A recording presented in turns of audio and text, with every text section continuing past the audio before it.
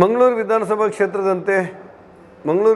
ಕ್ಷೇತ್ರವೂ ಸೇರಿದಂತೆ ದಕ್ಷಿಣ ಕನ್ನಡ ಜಿಲ್ಲೆಯ ಎಲ್ಲ ವಿವಿಧ ಕ್ಷೇತ್ರಗಳಲ್ಲಿ ನಾನು ಭೇಟಿ ಮಾಡಿದ ಅನುಭವದ ಆಧಾರದಲ್ಲಿ ಭಾರತೀಯ ಜನತಾ ಪಕ್ಷದ ಪರವಾಗಿ ಜನಪರವಾದ ನಿಲುವು, ಅಭಿವೃದ್ಧಿಯ ಕೆಲಸಗಳು, ನಮ್ಮ ಶಾಸಕರ ಅವಿಶ್ರಾಂತವಾದಂಥ ಪರಿಶ್ರಮ, ನಮ್ಮ ಸಂಸದ ನಳಿನ್ ಕುಮಾರ್ ಅವರ ನೇತೃತ್ವ,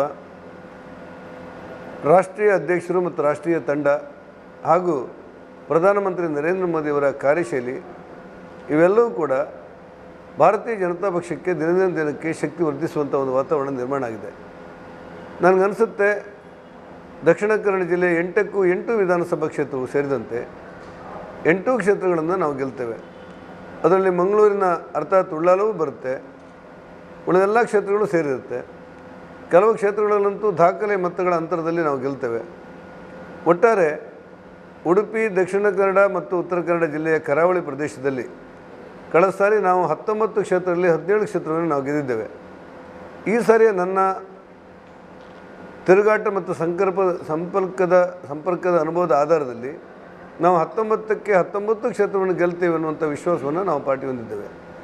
ಕರ್ನಾಟಕ ರಾಜ್ಯದಲ್ಲಿ ವ್ಯಾಪಕವಾಗಿ ಪ್ರಧಾನಿ ನರೇಂದ್ರ ಮೋದಿಯವರ ಪ್ರಚಾರ ಮತ್ತು ಪಾರ್ಟಿಯ ಕಾರ್ಯಕರ್ತರ, ತಳಮಟ್ಟದ ಕಾರ್ಯಕರ್ತರ, ಬೂತ್ ಮಟ್ಟದ ಕಾರ್ಯಕರ್ತರ, ಪೇಜ್ ಪ್ರಮುಖರ ಮಟ್ಟದ ಕಾರ್ಯಕರ್ತರ ತಂಡದಲ್ಲಿ ಆಗಿರುವಂಥ ಪರಿಶ್ರಮ ಇವುಗಳನ್ನು ಗಮನದಲ್ಲಿಟ್ಟುಕೊಂಡ್ರೆ ನಾವು 130ಕ್ಕೂ ಹೆಚ್ಚು ಸ್ಥಾನಗಳನ್ನು ಗೆಲ್ಲುವುದರ ಮೂಲಕ ಸ್ಪಷ್ಟವಾದ ಬಹುಮತವನ್ನು ಭಾರತೀಯ ಜನತಾ ಪಕ್ಷ ಹೊಂದುತ್ತೆ ಅಂತ ನಾನು ಭಾವಿಸಿದ್ದೇನೆ.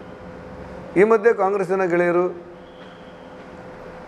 ನಾವು ಎಂಥದೋ ಗ್ಯಾರಂಟಿ ಕಾರ್ಡ್ ಕೊಡ್ತೇವೆ ಅನ್ನುವಂಥ ಪ್ರಚಾರದಲ್ಲಿ ತೊಡಗಿರುವಂಥ ಸ್ಥಿತಿಗಳು ನಿರ್ಮಾಣ ಆಗಿದೆ. ಈ ಗ್ಯಾರಂಟಿ ಕಾರ್ಡಿಗೆ ಗ್ಯಾರಂಟಿ ಇಲ್ಲ ಅನ್ನೋದು ಜನರಿಗೀಗ ಅರ್ಥ ಆಗಿರುವ ಹಿನ್ನೆಲೆ ಮತ್ತು ಕಾರಣವಿಲ್ಲದೆ ಒಂದು ರಾಷ್ಟ್ರಕ್ಕೆ ಸಂಬಂಧಪಟ್ಟ ವಿಚಾರದಲ್ಲಿ ಸ್ಪಷ್ಟವಾದ ನಿಲುವನ್ನು ಹೊಂದಿರುವ, ಹಿಂದುತ್ವಕ್ಕೆ ಸಂಬಂಧಪಟ್ಟಂಥ ವಿಚಾರಗಳು ಬಂದಾಗ ತನ್ನ ನಿಲುವನ್ನು ಸ್ಪಷ್ಟವಾಗಿ ಹೇಳಿರುವಂಥ, ರಾಷ್ಟ್ರೀಯತೆ ವಿಚಾರಗಳು ಬಂದಾಗ, ರಾಷ್ಟ್ರಭಕ್ತಿ ವಿಚಾರಗಳು ಬಂದಾಗ ಸ್ಪಷ್ಟವಾಗಿ ದೇಶಕ್ಕೆ ಬೆಂಬಲವಾಗಿ ನಿಂತಂಥ ಬಜರಂಗ ದಳವನ್ನು ನಿಷೇಧ ಮಾಡಿರುವಂಥದ್ದು ಇಡೀ ಕರ್ನಾಟಕದಲ್ಲಿ ವ್ಯಾಪಕವಾದಂಥ ಆಕ್ರೋಶಕ್ಕೆ ಕಾರಣವಾಗಿದೆ. ಬಜರಂಗ ದಳ ನಿಷೇಧ ಮಾಡ್ತೇನೆ ಅನ್ನುವಂಥ ಮಾತುಗಳನ್ನು ಆಡಿರುವುದೇ ಕಾಂಗ್ರೆಸ್ ಬಹುದೊಡ್ಡ ಅವನತಿಗೆ ತನ್ನನ್ನು ತಾನು ದೂಡಿಕೊಂಡಿದೆ ಅನ್ನುವಂಥ ವಾತಾವರಣ ಜನಸಾಮಾನ್ಯರಲ್ಲಿ ಮಾತುಗಳನ್ನಾಡುವಾಗ ಅರ್ಥ ಆಗುತ್ತೆ. ದುರಾದೃಷ್ಟಕ್ಕೆ ಕಾಂಗ್ರೆಸ್ಸಿನ ಕಡೆಯವರೆಗೂ ಕೂಡ ವೈಚಾರಿಕ ವಿಚಾರದಲ್ಲಿ ಸ್ಪಷ್ಟತೆಯನ್ನು ಹೇಳ್ತಾ ಇಲ್ಲ. ಬದಲಾಗಿ ಮತ ಬ್ಯಾಂಕಿನ ಪಡೆಯುವುದಕ್ಕೋಸ್ಕರ ಏನನ್ನಾದರೂ ಹೇಳುವ, ಏನನ್ನಾದರೂ ಭರವಸೆ ಕೊಡುವ, ಗ್ಯಾರಂಟಿ ಕಾರ್ಡಿನ ಹೆಸರಲ್ಲಿ ಜನರನ್ನು ವಂಚಿಸುವಂಥ ಷಡ್ಯಂತ್ರವನ್ನು ಕಾಂಗ್ರೆಸ್ ಮಾಡ್ತಾ ಇರೋದು ನಮ್ಮ ಕಣ್ಣಿಗೆ ಸ್ಪಷ್ಟವಾಗಿ ಗೋಚರಿಸ್ತಾ ಇದೆ. ಆದರೆ ಭಾರತೀಯ ಜನತಾ ಪಕ್ಷ ನಾವು ಹಿಂದುಳಿದ ಪರವಾಗಿ ತೆಗೆದುಕೊಂಡಂಥ ನಿಲುವು, ಪರಿಶಿಷ್ಟ ಜಾತಿ ಪರಿಶಿಷ್ಟ ಪಂಗಡದ ಪರವಾಗಿ ನಮ್ಮ ಸ್ಪಷ್ಟತೆ, ಎಲ್ಲ ಸಮುದಾಯವನ್ನು ಒಟ್ಟಾಗಿ ಕೊಂಡೊಯ್ಯುವ ರೀತಿ, ಇವುಗಳನ್ನು ಜನ ಅತ್ಯಂತ ಪ್ರೀತಿಯಿಂದ ಸ್ವಾಗತಿಸುವಂಥ ವಾತಾವರಣ ಜನಸಾಮಾನ್ಯರಲ್ಲಿ ಕಂಡುಬರ್ತಾ ಇದೆ. ನಾವು ಹಿಂದುಳಿದ ವರ್ಗದ ಬಹುತೇಕ ಯಾರ್ಯಾರು ಬೇಡಿಕೆ ಕೊಟ್ಟಿದ್ದಾರೆ ಅವರೆಲ್ಲರಿಗೂ ಕೂಡ ನಿಗಮವನ್ನು ಸ್ಥಾಪನೆ ಮಾಡಿದೆವು. ಪರಿಶಿಷ್ಟ ಜಾತಿಗೆ ಮೀಸಲಾತಿಯನ್ನು ಹೆಚ್ಚು ಮಾಡಿದೆವು. ಪರಿಶಿಷ್ಟ ಜಾತಿ ಮತ್ತು ಪರಿಶಿಷ್ಟ ಪಂಗಡಕ್ಕೆ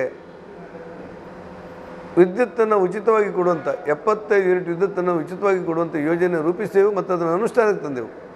800 ಕೋಟಿ ರೂಪಾಯಿ ಖರ್ಚಾಗುತ್ತೆ ಸಮಾಜ ಕಲ್ಯಾಣ ಇಲಾಖೆಯಿಂದ. ಆದರೆ ಅದನ್ನು ಅನುಷ್ಠಾನಕ್ಕೆ ನಾವು ತಂದೇ ಬಿಟ್ಟೆವು. ನಾರಾಯಣಗುರುಗಳ ನಿಗಮ ಸ್ಥಾಪನೆ ಮಾಡಬೇಕು ಅಂತೇಳಿ ಈಡಿಗರು, ಬಿಲ್ಲವರು, ನಾಮಧಾರಿಗಳು ಹಲವಾರು ದಶಕಗಳಿಂದ ಹೋರಾಟ ಮಾಡ್ತಾಯಿದ್ರು. ಸ್ವಾಮೀಜಿಯವರು ಬೀದಿಗಿಳಿದು ಪಾದಯಾತ್ರೆಯನ್ನು ಮಾಡಲಿಕ್ಕೆ ಪ್ರಾರಂಭ ಮಾಡಿದರು. ಇತಿಹಾಸದಲ್ಲಿ ಪ್ರಥಮ ಬಾರಿಗೆ ನಾರಾಯಣಗುರು ಸಮುದಾಯಕ್ಕೆ ನ್ಯಾಯ ಕೊಟ್ಟವರು ಯಾರು ಕೇಳಿದರೆ ಅದು ಭಾರತೀಯ ಜನತಾ ಪಕ್ಷ ಅಂತೇಳಿ ಇವತ್ತು ದಾಖಲಾಗಿ ಹೋಗಿದೆ. ಹೀಗೆ ಒಂದೊಂದು ವಿಚಾರದಲ್ಲೂ ಕೂಡ ಒಳ ಮೀಸಲಾತಿಯ ವಿಚಾರದಲ್ಲಿ ಇಲ್ಲಿವರೆಗೆ ಡಾಕ್ಟರ್ ಮಕ್ಕಳು ಡಾಕ್ಟರ್ ಆಗ್ತಾಯಿದ್ರು, ಇಂಜಿನಿಯರ್ ಮಕ್ಕಳು ಇಂಜಿನಿಯರ್ ಆಗ್ತಾಯಿದ್ರು, IAS IPS KS ಮಕ್ಕಳೆಲ್ಲ ಅವರವರ ಹುದ್ದೆಗಳನ್ನು ಮತ್ತೆ ಪಡೆಯುವಂಥ ಅವಕಾಶಗಳಿತ್ತು. ಆದರೆ ಚರಂಡಿ ತೊಳೆಯುವವನಿಗೆ, ಸ್ಮಶಾನದಲ್ಲಿ ಕೆಲಸ ಮಾಡುವವನಿಗೆ, ಪೌರ ಕಾರ್ಮಿಕರಾಗಿ ದುಡಿಯೋರಿಗೆ ಅವರಿಗೆ ಅವಕಾಶಗಳಿಂದ ವಂಚಿತರಾಗಿದ್ದೇವೆ ಅನ್ನುವಂಥ ದೂರುಗಳ ಹಿನ್ನೆಲೆಯಲ್ಲಿ ಪ್ರಥಮ ಬಾರಿಗೆ ಕರ್ನಾಟಕದಲ್ಲಿ ಪಂಗಡಗಳಿಗೆ ಅನುಗುಣವಾಗಿ ಮೀಸಲಾತಿಯನ್ನು ಕಡ್ಡಾಯಗೊಳಿಸಿ ಆದೇಶವನ್ನು ನಾವು ಜಾರಿ ಮಾಡಿರುವ ಹಿನ್ನೆಲೆಯಲ್ಲಿ ಇವತ್ತು ಕಡು ಬಡವರ ಮಕ್ಕಳಿಗೆ ಡಾಕ್ಟರ್ ಆಗಲಿಕ್ಕೆ, ಇಂಜಿನಿಯರ್ ಆಗಲಿಕ್ಕೆ ಮೀಸಲಾತಿಯನ್ನು ಅವಕಾಶವನ್ನು ಕಲ್ಪಿಸಿಕೊಟ್ಟಂಥದ್ದು ಇದ್ದರೆ ಅದು ಭಾರತೀಯ ಜನತಾ ಪಕ್ಷ ಅನ್ನೋದು ಒಂದು ಸರ್ವೇದ್ಯವಾಗಿದೆ. ಹಾಗಾಗಿ ಎಲ್ಲರನ್ನು ಒಳಗೊಂಡ ಭಾರತೀಯ ಜನತಾ ಪಕ್ಷ, ಸರ್ವರನ್ನು ಸಮಾನತೆಯನ್ನು ನೋಡ್ತಾ ಇರುವಂಥ ಬೊಮ್ಮಾಯಿ ಸರ್ಕಾರ, ಮೇಲಾಗಿ ನಾವು ಕೊಟ್ಟಿರುವಂಥ ಕಿಸಾನ್ ಸಮ್ಮಾನ್ ಯೋಜನೆ, ನಮ್ಮ ಭಾಗ್ಯಲಕ್ಷ್ಮಿ, ನಮ್ಮ ಸಂಧ್ಯಾ ಸುರಕ್ಷಾ ಇವೆಲ್ಲವೂ ಕೂಡ ಪೂರ್ಣವಾಗಿ ನಮ್ಮ ನೆರವಿಗೆ ಬರುತ್ತೆ. ಈ ಕ್ಷೇತ್ರ ಸತೀಶ್ ಕುಂಪಾಲರಿಗೆ ಕೂಡ ಜನರ ಆಶೀರ್ವಾದ ಸಿಗುತ್ತೆ. ಒಟ್ಟಾರೆ ದಕ್ಷಿಣ ಕನ್ನಡದಲ್ಲಿ ನಾವು ಮತ್ತೊಮ್ಮೆ ವಿಜಯ ಪತಾಕೆಯನ್ನು ಹಾರಿಸ್ತೇವೆ. ಉಡುಪಿ ಉತ್ತರ ಕನ್ನಡದಲ್ಲಿ ನಮ್ಮ ಗೆಲುವು ನಾಗಲೋಟದಲ್ಲಿದೆ. ಇಡೀ ಕರ್ನಾಟಕದಲ್ಲಿ 130 ಕ್ಷೇತ್ರಗಳನ್ನು ನಾವು ಗೆದ್ದು ಭಾರತೀಯ ಜನತಾ ಪಕ್ಷ ಸ್ವತಂತ್ರವಾಗಿ ಸರ್ಕಾರವನ್ನು ರಚನೆ ಮಾಡುತ್ತೆ ಅನ್ನುವಂಥ ವಿಶ್ವಾಸವನ್ನು ನಾವು ಹೊಂದಿದ್ದೇವೆ.